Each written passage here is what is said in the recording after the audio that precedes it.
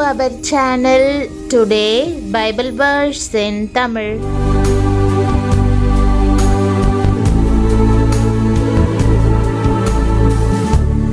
இன்றைய வசனம் ஏசாயா 26 அதிகாரம் 3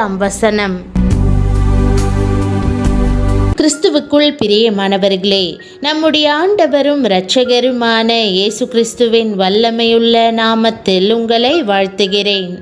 இன்றைக்கு திருமண நாள், பிறந்த நாள் அல்லது மற்ற முக்கிய நாட்களை கொண்டாடும் அனைவருக்கும் எங்கள் வாழ்த்துக்கள். இன்று தேவன் உங்களை அபரிமிதமாக ஆசிர்வதிப்பாராக. பிரியமானவர்களே, நம்பிக்கையாயிருக்கிறவர்களுக்கு அவருடைய பூரண சமாதானம் கிடைக்கும். எந்த இக்கட்டு வந்தாலும் அவர் நீங்கள் சென்று சேர வேண்டிய இடத்துக்கு உங்களை பாதுகாப்பாக கொண்டு சேர்ப்பார். உம்மை உறுதியாய் பற்றி கொண்ட மனதையுடையவன் உம்மையே நம்பியிருக்கிறபடியால் நீர் அவனை பூரண சமாதானத்துடன் காத்துக்கொள்வீர் என்ற வாக்குதத்த வசனத்தை இன்று நாம் தியானிப்போம். பிரியமானவர்களே, இந்த வசனம் கூறுகிறபடி தேவன் தம்முடைய பரிபூரண சந்தோஷத்தை இன்றைக்கு உங்களுக்கு தருவார். சமாதானத்தை குறித்து யோசிக்கும் போது நாம் பெரும்பாலும் அமைதியை, பாதுகாப்பையே எண்ணுகிறோம். அமைதியான ஏரியின் நடுவில் படகு ஒன்றில் நீங்கள் அமர்ந்திருப்பதாக கற்பனை செய்து கொள்ளுங்கள். சூரியன் ஒளி வீசுகிறது, குளிர்காற்று இதமாக முகத்தை வருடி செல்கிறது. முற்றிலும் இளைப்பாறுதலுடன் சூழ்நிலை அமைதியாக பாதுகாப்பானதாக இருப்பதால் நீங்கள் சமாதானமாக இருப்பதாக உணர்கிறீர்கள். ஆனால் நீங்கள் அதே படகில் இருக்கும்போது மூடு பனி உங்களை சூழ்ந்து கொண்டு எதிரே என்ன இருக்கிறதென்று பார்க்க இயலாத நிலை ஏற்பட்டால், நீர் கொந்தளித்தால் பதற்றம் ஏற்படும் அல்லவா? உயிர் பிழைப்போமா என்பதே உங்களுக்கு தெரியாத நிலை உண்டாகும். ஆனால் உங்கள் ஜீவன் மகா பெரியவரின் கரங்களில் இருக்கிறது என்பதை அறிந்திருக்கும் போது உங்கள் உள்ளத்தில் அசைக்க முடியாத விசுவாசம் இருக்கும். அதை கடந்து சென்று விடலாம் என்ற திட நம்பிக்கை உங்களுக்கு இருக்கும். அதுவே தேவன் நமக்கு தருகிற தெய்வீகமான பூரண சமாதானமாகும். எதிர்காலம் எப்படி இருக்குமோ என்று ஒரு நிச்சயமின்மை நம்மை சூழ்ந்திருக்கலாம். வாழ்க்கை தத்தளிப்பாக காணப்படலாம். வழியில் எண்ணற்ற தடைகள் நீங்கள் முன்னேறுவதை தடுக்கலாம். இந்த இக்கட்டுகளின் மத்தியிலும் தேவன் நமக்கு தம்முடைய சமாதானத்தை அருளி செய்கிறார். அவர் நம்முடன் இருந்து பாதையில் நம்மை பாதுகாப்பார் என்ற நிச்சயத்தை தருகிறார். உம்முடைய வேதத்தை நேசிக்கிறவர்களுக்கு மிகுந்த சமாதானம் உண்டு, அவர்களுக்கு இடரல் இல்லை என்று வேதம் கூறுகிறது. ஆம் பிரியமானவர்களே, நீங்கள் ஆண்டவர் பேரில் அன்பு கூறும்போது, அவரை நம்பும்போது, அவருடைய கட்டளைகளை கை கொள்ளும் போது அவர் நீங்கள் இடறி போகாதிருக்கும்படி தம்முடைய பூரண சமாதானத்தினால் உங்களை நிரப்புகிறார். ஒன்றும் உங்களை அசைக்க இயலாது. உங்களுக்கு விரோதமாக மக்கள் பேசலாம், உங்களை எதிர்க்கலாம், உங்கள் முன்னேற்றத்தை தடுக்கும்படி தடைகள் காணப்படலாம், உங்களை விழத்தள்ளும்படி இக்கட்டுகள் நேரிடலாம். ஆனால் எந்த சூழ்நிலையிலும் தேவன் உங்களை தமது சமாதானத்தினால் தாங்குவார். நீங்கள் இடறுவதில்லை.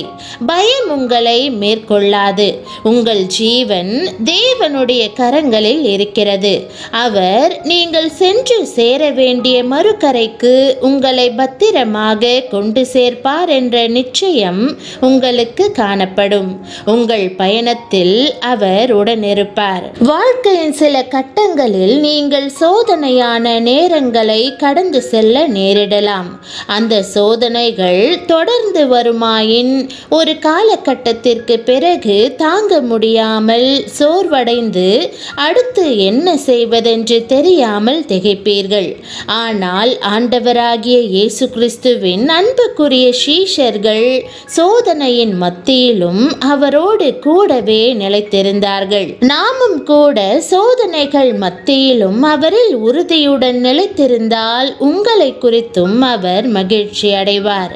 உம்மை உறுதியாய் பற்றி கொண்ட மனதையுடையவன் உம்மையே நம்பியிருக்கிறபடியால் நீர் அவனை பூரண சமாதானத்துடன் காத்து கொள்வீர் என்ற வேத வசனத்தின்படி உங்களுக்குள் சமாதானத்தை அருளி செய்து சோதனையை சாதனையாக்கி வெற்றி வாழ்வை கொடுப்பார். ஒருவேளை கிறிஸ்துவை பின்பற்றுவதினால் நீங்கள் சோதனைகளை சந்திப்பீர்கள் என்றால் உறுதியான மனதுடன் அவரை பற்றி கொள்ளுங்கள். அப்போது அவர் சோதனைகளில் ஜெயம் காண உங்களுக்கு கிருபை செய்வார். கர்த்தருக்கென்று உண்மையாக உழைத்த ஊழியர் ஒருவர் இரவும் பகலும் உழைத்தபடியால் அவருடைய ஊழியம் பெருகியது. அதற்கேற்றபடி ஊழியத்திற்கென அதிக இடமும் தேவைப்பட்டது. கையிலோ கொஞ்சம் பணம்தான் இருந்தது. ஆண்டவரே, இவ்வாறு உம் பிள்ளைகள் ஊழியர்கள் சோதிக்கப்படும் வேளையில் எபிரேயர் 2:18 படி உதவி செய்யும்படிதானே நீர் சோதனையினூடே கடந்து சென்றீர். இப்பொழுதும் நான் இந்த சோதனையில் உம்மோடு கூட நிலைத்திருந்து வெற்றி பெறும்படியாக உம்மை உறுதியாக பற்றி கொள்ளுகிறேன். என்னை நீரே வழிநடத்தும் என்று ஜெபித்தார். விண்ணப்பத்தை கேட்ட கர்த்தர் அவரோடு கூட நிலைத்திருந்து அற்புதம் ஒன்றை நிகழ்த்தினார். பக்கத்து நிலத்து உரிமையாளர் ஒரு நாள் அவரை தேடி வந்து, ஐயா, உங்களுக்கு நிலம் தேவை என்று அறிந்தேன். இப்பொழுது எனக்கு அவசரமாக பணம் தேவைப்படுகிறது. என் நிலத்தை உங்கள் ஊழியத்திற்கென்று எடுத்துக்கொள்ளுங்கள்.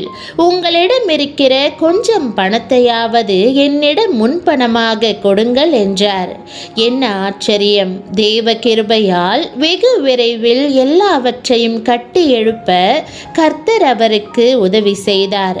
ஆம் பிரியமானவர்களே, சோதனையில் ஜெயம் பெற்ற ஆண்டவர் இயேசு நீங்கள் அவரோடு கூட நிலைத்திருக்கும்படி உங்கள் சோதனைகளில் உண்மையோடும் உத்தமத்தோடும் அவரை நோக்கி கூப்பிடுகையில் உங்களுக்கும் அவ்வாறே உதவி செய்வார். அற்புதமாக வழி நடத்துவார்.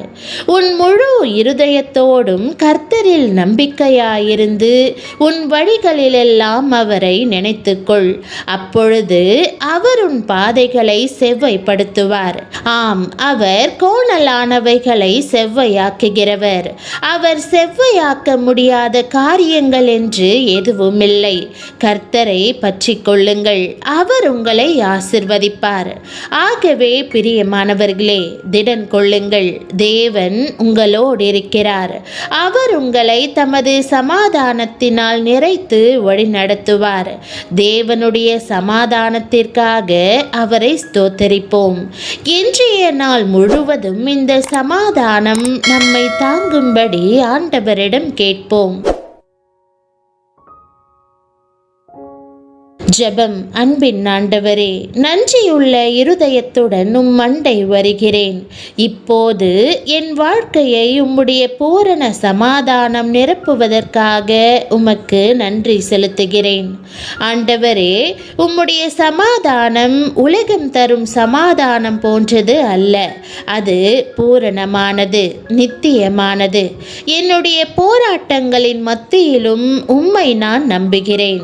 இன்றைக்கு உம்முடைய தெய்வீக ஞானத்தை, பாதுகாப்பை, வழிகாட்டுதலை என் மேல் பொழிந்தருளுவீராக.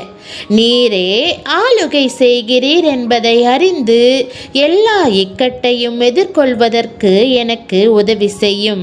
என் தேவைகள் எல்லாவற்றையும் நீர் பொறுப்பெடுத்துக் கொள்வீர் என்பதை நான் மறவாதிருக்கும்படி செய்யும். நீர் எனக்கென்று ஆயத்தம் பண்ணியிருக்கிற ஸ்தலத்திற்கு பாதுகாப்பாக என்னை கொண்டு சேர்த்திடும். உம்மோடு நான் எப்பொழுதும் நிலைத்திருக்கும்படியாய் எனக்கு வரும் எல்லா சோதனைகள் நிலைமைகளிலும் நீரே என்னோடு இருந்து என்னை காப்பாற்றி வழிநடத்தும்.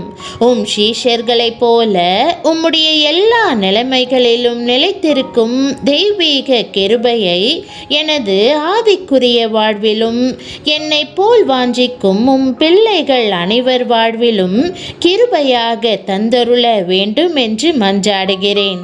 இந்த நாளை நான் தொடங்கப் போகிற நிலையில் என் இருதயத்தை உம் சமாதானம் ஆட்கொள்வதாக. ஆண்டவரே, நீரே எனக்கு அடைக்கலமும் பலனும் சமாதானமுமாயிருப்பதற்காக உம்மை ஸ்தோத்தரித்து இயேசுவின் நாமத்தில் ஜெபிக்கிறேன் நல்ல பிதாவே, ஆமேன். தேவனுடைய நாமம் மகிமைப்படுவதாக. ஆமேன்.